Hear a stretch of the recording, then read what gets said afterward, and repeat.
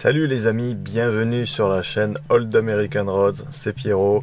Aujourd'hui on se retrouve pour la 4e partie des voitures des abonnés en confinement.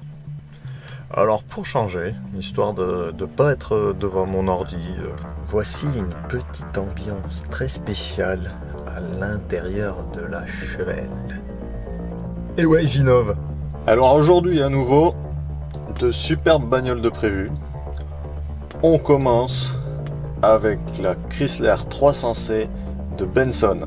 C'est un 5 litres 7 EMI. Bien entendu que c'est un 5 litres 7. C'est pas de la contrefaçon, c'est pas un CRD.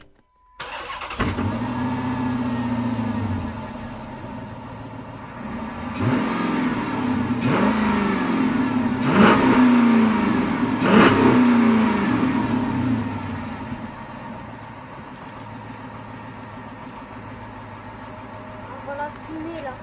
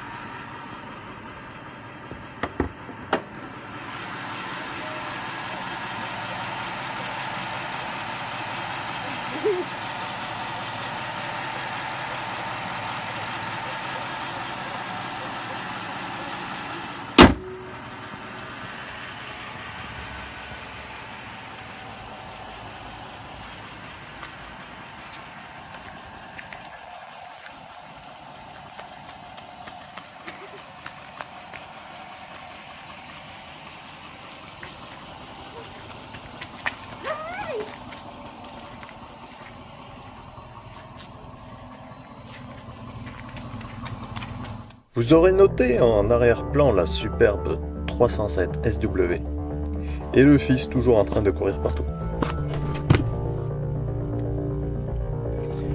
J'allume les phares dans mon garage et je fais des appels avec mon pied. Allez, trêve de plaisanterie. La voiture suivante, c'est la Chevrolet Camaro de Clément. C'est une superbe Chevrolet Camaro SS 5e génération. Installez-vous bien, Clément nous la présente dans les moindres détails. C'est parti les amis. Bonjour, Clément, président de l'American Car Région Centre, et je vais vous présenter mon véhicule qui est une Camaro SS de 2010. Donc voilà, ma Camaro SS de 2010. Donc c'est une config Orange Inferno complet, c'est-à-dire extérieur, cuir et cache moteur. Donc on va faire le tour du véhicule. Donc elle est Orange Inferno. Les bandes sont gris anthracite et les jantes reprennent le même gris anthracite que les bandes. Alors, pour vous donner une petite vue d'ensemble, à l'intérieur,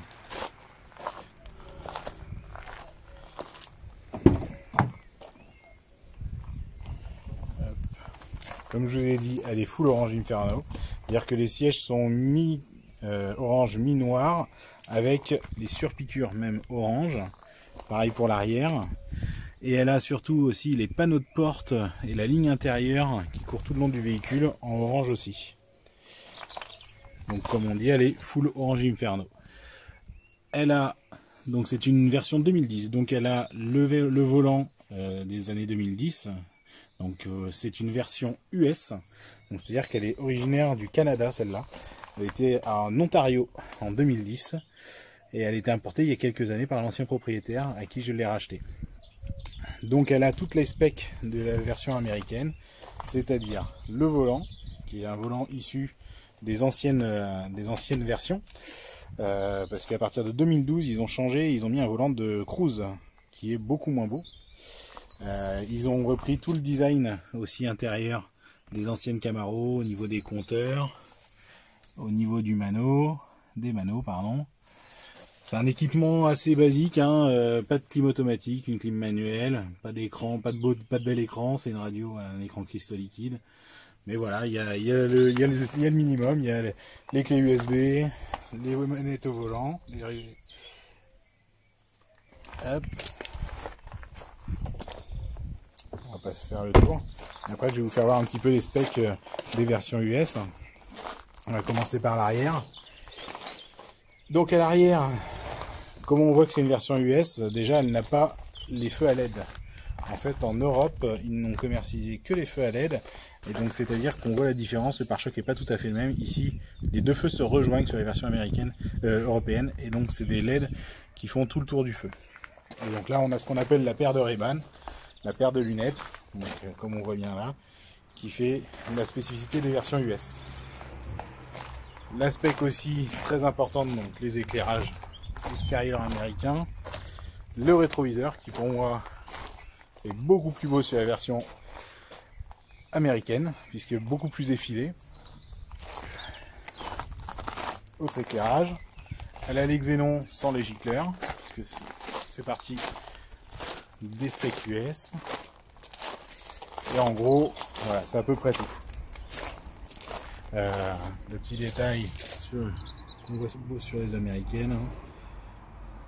Toujours pareil. Donc moi, la spécificité que mon véhicule il a, c'est que il a quelques petits équipements. Donc vous avez vu sur les feux arrière, je les ai teintés en noir parce que je trouvais un petit peu trop chromé l'arrière. Pour moi, il était un peu trop chromé. J'aime bien les trucs un peu sobres quand même. Donc j'ai fait un teintage à la bombe au film qui fait que le feu est un peu plus noir et pas rouge et le contour chromé devient un peu métal. Elle a un échappement Magnaflow et le reste des personnalisations va se jouer sous le capot moteur. Hop.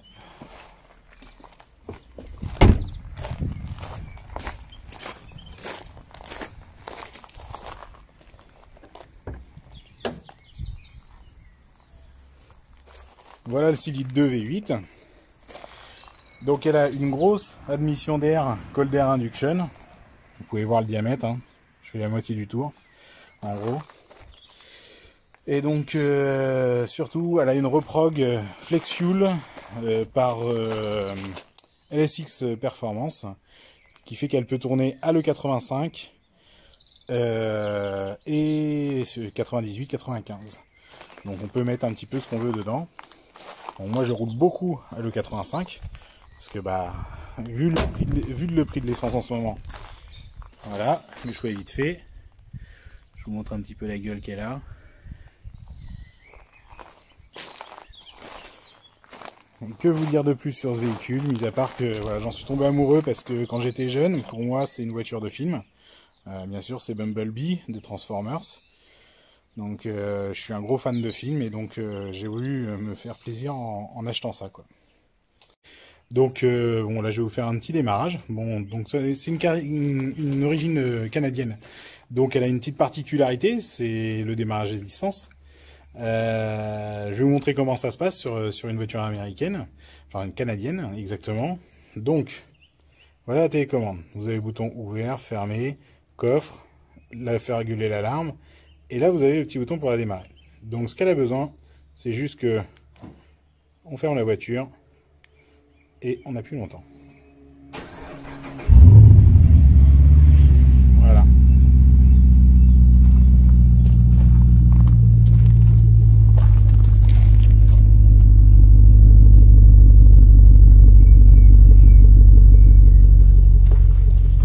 Et après, vous me dites comment ça se passe.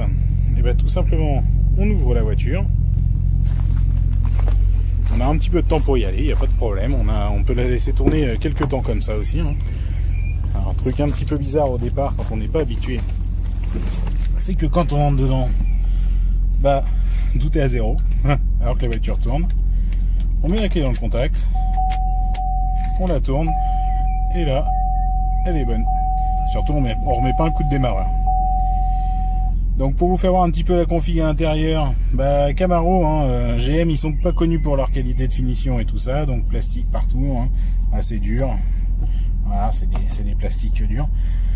C'est une voiture qui a 10 ans, donc au niveau équipement, bah, elle a quand même l'USB et puis bah, tout ce qui est au volant, mais bon, pas d'écran, pas de bel écran, à part sur les modèles 2012, et je crois d'ailleurs que c'était qu'une option. Pas de clim, enfin une clim mais manuelle, pas de clim automatique. Les manos, dont ils se sont inspirés de l'ancienne Camaro, des anciennes Camaro, des premières générations. Pareil pour la forme du compteur, ça vient de l'ancienne Camaro. Et bah, toutes les formes, ils ont voulu reprendre les anciennes Camaro, donc c'est assez sympa justement. Maintenant, je vais vous faire écouter un petit peu la bande son, maintenant que elle a tourné un peu. Bon, je reviens de course, donc elle n'est pas froide. Je vous fais écouter ça.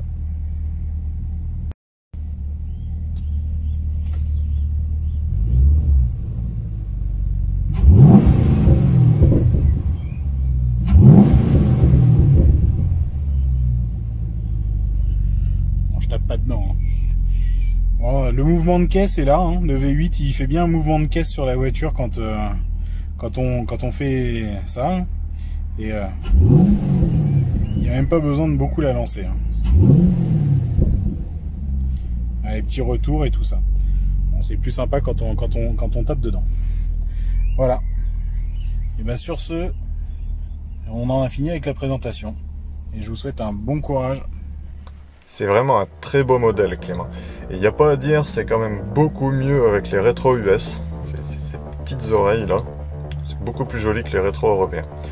Et tu nous parles du prix de l'essence. Mais bon, là, entre nous, si ça continue, dans 20 jours, le samplon 98 est moins cher que le 85. S'il y a un truc bien avec cette pandémie, c'est bien la chute du prix du baril. Après, reste à voir si ça va pas remonter en flèche juste après. On verra bien. Mais le démarrage à distance, c'est pas que sur les modèles canadiens, il me semble. Moi, je l'avais sur la Pontiac G6 GT de location que j'avais aux États-Unis. La première en fin 2008. Ça y était dessus. C'est super cool, surtout quand il fait moins 2 dehors.